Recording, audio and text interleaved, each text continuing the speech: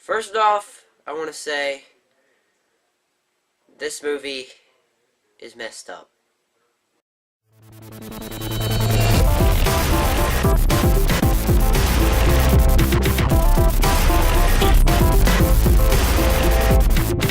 Yes, so today, in our first ever movie review video, I'm going to be talking about the movie that I've seen, Donnie Darko.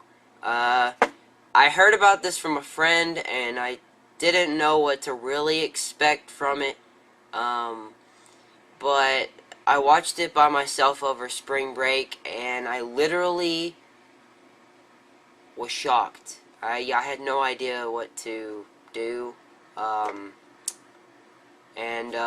What I'm gonna be making these movie review videos every so often after I watch a movie of some sort. And how I'm gonna do these videos is I'm gonna go on here on my iPad and read about what happens in the movie, and so spoilers. If you want to watch this movie and you're watching this video right now, then don't watch this video, because you will know what happens in the movie if you watch this video. So, anyways, everything comes off from Wikipedia, so I'm just that cool, I guess. I don't know. But what's going to happen is I'm going to read about the movie, and then I'm going to give my opinion after I read about it and tell you what I liked and what I didn't like about the movie and all the other stuff that I have in my opinion. So if you want to see the movie poster for this movie, here it is.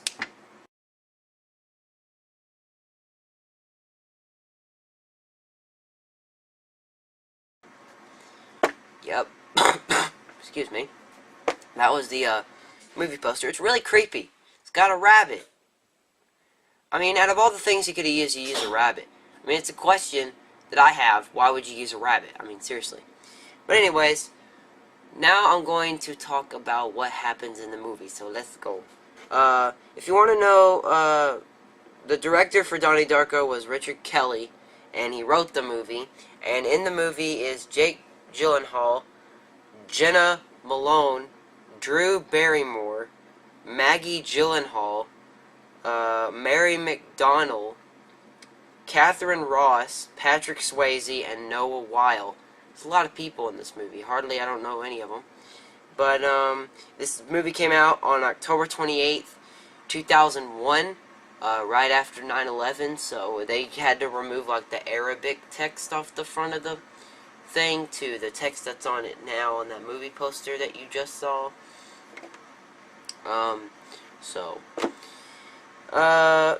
It's a pretty long movie. It's like 2 hours long, and it's very interesting. So here we go.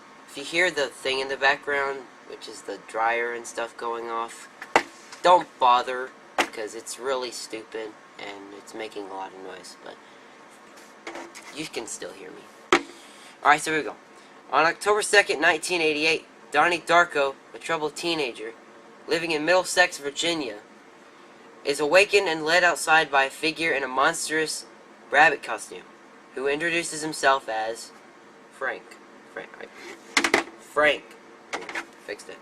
And tells him the world will end in 28 days, 6 hours, 42 minutes, and 12 seconds.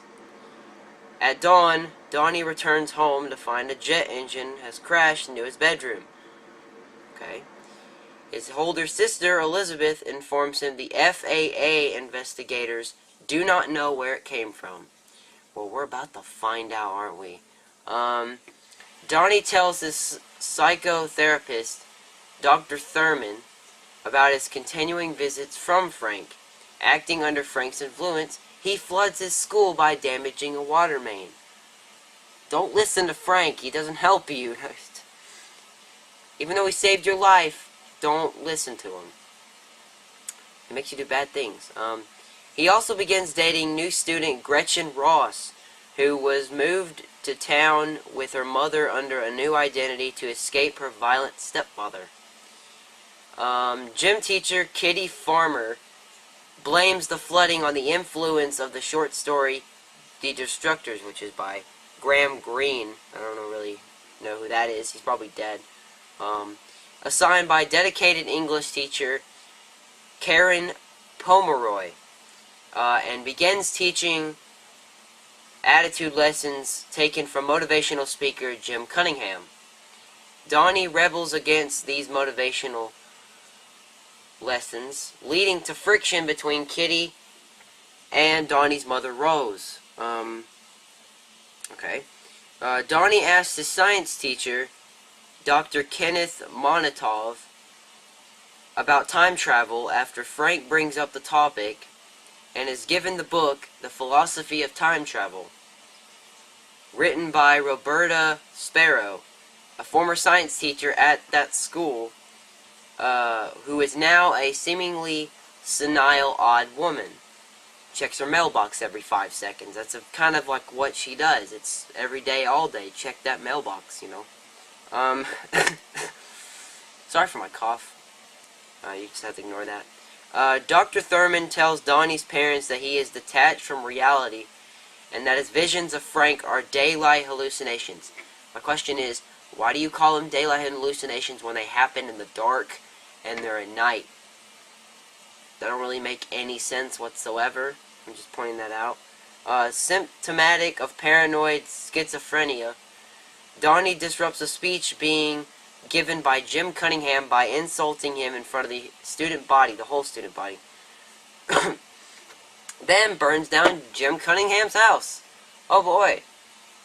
On instructions by, you guessed it, Frank. No, I'm kidding. Frank. Yeah, obviously it has to be Frank. When police find evidence of a child pornography operation, yeah, you heard me right, in the house's remains, Cunningham is arrested. Yay. Don't even know the guy. During a hypnotherapy session, Donnie confesses his crimes to Dr. Thurman, says that Frank will soon kill someone. That means the whole world. Just letting you know. Rose agrees to replace Kitty as chaperone for her daughter Samantha's dance troupe in Los Angeles. Sorry about that. It's pretty bad. So Kitty can testify in Cunningham's defense. With her husband Eddie in New York on business, her older children are home alone. Donnie and Elizabeth take the opportunity to throw a Halloween party to celebrate her acceptance to Harvard University. Okay. Barack Obama went there. Fun fact. Okay. Correct me if I'm wrong. Gretchen arrives distraught that her mother has disappeared, realizing that only hours remain before Frank's prophesized end of the world. Yeah, thanks, Frank. You make the world so happy. Donnie takes Gretchen and two friends to seek Roberta Sparrow at her house. They are attacked by two school bullies who are attempting to rob Sparrow's house, and the fight spills into the street.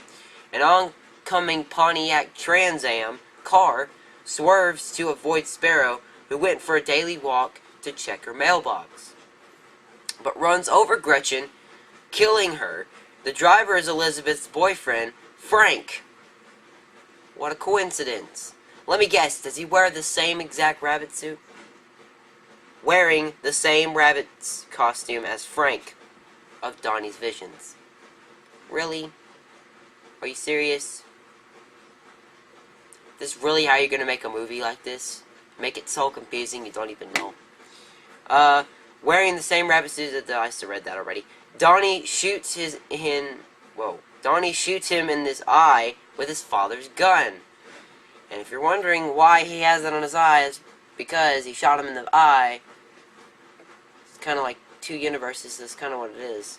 But, anyways, as a vortex forms in dark clouds above his house, Donnie drives into the hills and watches an airplane descends from above. The plane carrying Rose and the dance troupe is wrenched violently as one of its engines attaches and falls into the vortex. Ooh, girl, that's messed up stuff. Events of the previous 28 days recapitulate in reverse order and action until Donnie finds himself in bed in the early hours of October 2nd.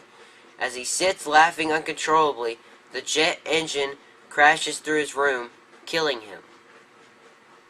You heard me right. Killing him. Where's it at? Oh. Whoa. Others, with whom Donnie had interacted in the 28 Days Awakened, some looking disturbed. Gretchen rides by Donnie's house and learns of his death from a neighborhood boy, but says she did not know him. Gretchen and Rose exchange a glance and wave as if they know one another, but cannot remember from where. And that is how you make a movie like that. Please explain to me where you get any of that. If you want to know who played who, I'll tell you right now. Okay, so let me go through the whole list here. We have Jake Gyllenhaal as Donnie Darko, Jenna Malone as Gretchen Ross, Mary McDonnell as Rose Darko, Holmes Osborne as Eddie Darko, Catherine Ross as Dr. Lillian Thurman, Maggie Gyllenhaal as Elizabeth Darko, DeVay Chase as Sam Darko, James Duval as Frank Anderson, Drew Barrymore as Karen Pomeroy, Patrick Swayze as Jim Cunningham, Noah Weil as Dr. Kenneth Monatov, Beth Grant as Kitty Farmer, Stuart Stone as Ronald Fisher. Who's Ronald Fisher? Okay. And I'm just going to stop there. My honest opinion, I have no idea what the heck went on in this movie. During me talking about this movie, I'm going to be showing some of my favorite parts of the movie. One of my favorite parts of the movie was when they had that scene in the movie theater. If you want to see that clip, some clip of the some of the scene, if you want to see it, then here it is.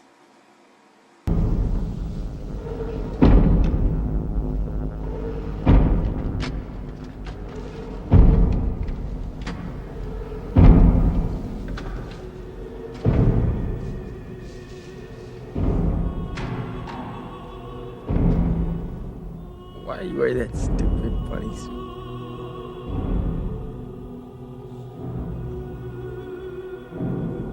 Why are you wearing that stupid man suit?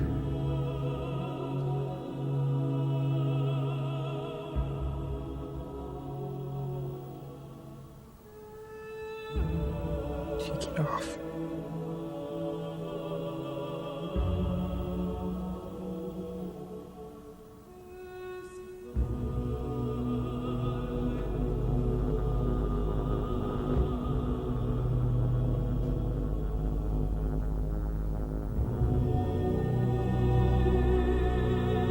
What happened to your eye?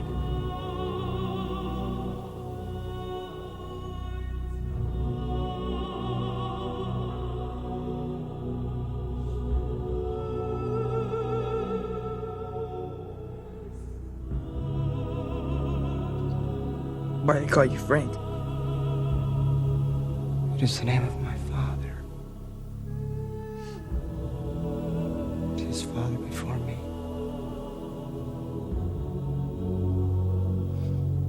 Frank?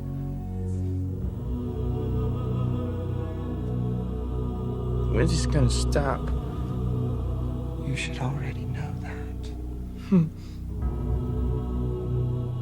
I want you to watch the movie screen. There's something I want to show you.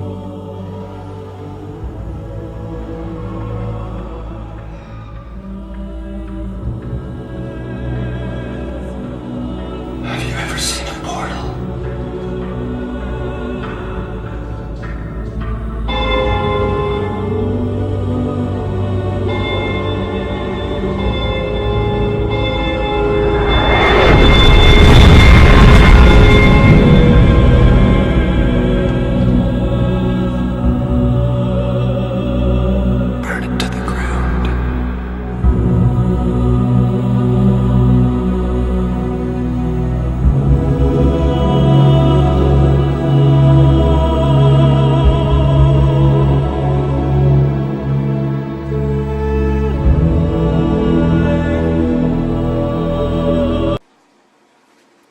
it's pretty messed up. The one line that he says in there is, why are you wearing that stupid man suit? And it kind of makes you question. I mean, there's a human. What kind of confused me was there's a dude under the rabbit suit, but he says, "Why are you wearing that man suit?" And there's a man under the rabbit. You're in a man suit too, so I wouldn't be talking. Things that also confused me was how the rabbit just shows up out of nowhere. Why is the rabbit there? Why is he in this movie in the first place? And my question is, why would you vision your older sister's boyfriend? That's who Frank is his older sister's boyfriend, as your dude under the rabbit costume. I guess it's because he shot him in the eye at the end of the movie, and it just made him, like, it scarred him because he shot him in the eye. So I guess he just thought about him, and it brought him back into the other universe. There's like two universes. There's a present, and then there's a tangent one. I don't know what the other one's called, but the tangent one is where, like, you, like, die, and you become, like, one of the manipulated dead, and then you go to the tangent universe. It's all complicated. You have to look for a video on YouTube that explains all of it. I've had to try to watch a lot of these and try to get my head straight with a lot of these, but who knows? It's really a work of the mind. You don't really know. It basically messes your mind up, but in a way that you can't explain it, so I really have no idea. But the other scenes that I had that were my favorite would have to be these ones that I'm about to show. Some of them. I'm not showing all of them because I know I'll get a notice for it and I don't want that to happen. So I'm just going to show some of them after this right here. So here they are. Let me preface this by saying that your Iowa test scores are intimidating. So let's go over this again. What exactly did you say to Ms. Farmer? I'll tell you what he said. He asked me to forcibly insert the Lifeline exercise card into my anus.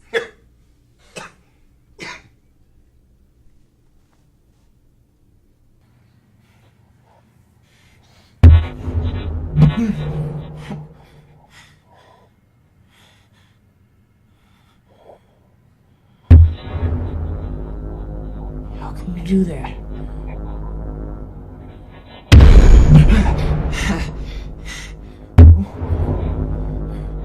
So those are my favorite videos or the scenes from the movie.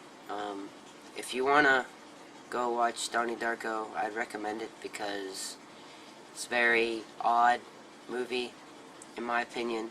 I have a lot of more reasons why it's messed up and it just doesn't make any sense, but yeah, I recommend it to all people to go see it because if you've never had your mind messed up before, then this could be your chance to get it messed up. I don't know if you want that to happen, but it could happen. But anyways, thank you guys for watching this Trace Parks movie review video. I'll be doing these after I watch a movie or something like that, or whenever. And this is the Donnie Darko movie review. Hope you enjoyed it. If you really want to know what the movie's like, go check it out. It's on a bunch of stuff. You can find it pretty easy. I'm guessing you can. I don't know if you can or not, but you could probably find it pretty easy. And see you in the next movie review video.